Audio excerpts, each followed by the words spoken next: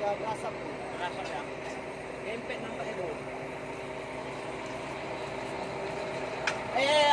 Nggak bisa bang. Oh.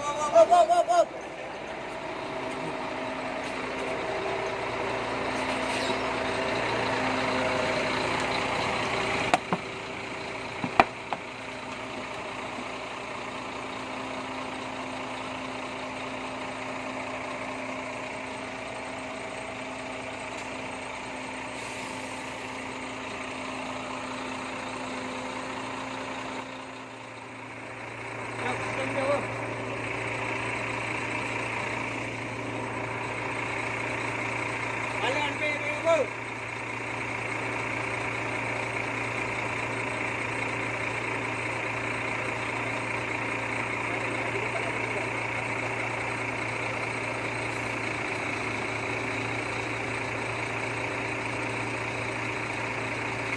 Aduh.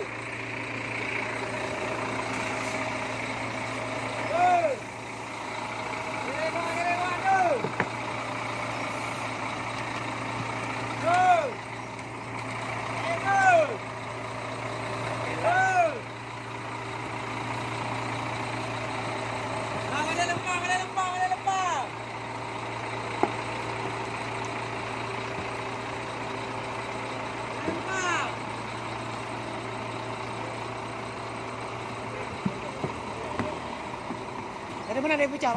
Hah? Dari mana dia sempang itu? Ya, sekitar 1 meter lah dari sana sudah.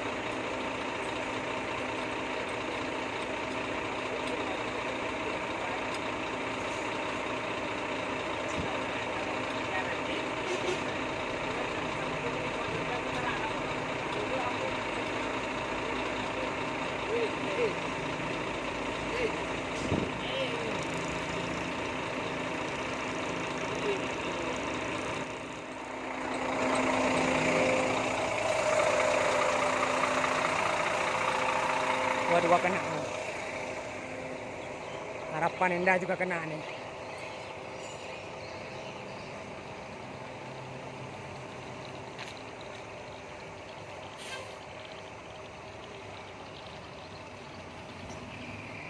Yang ini juga kena nih. Bannya meledak kayaknya nih. Yang ke bawah dan ke bawah.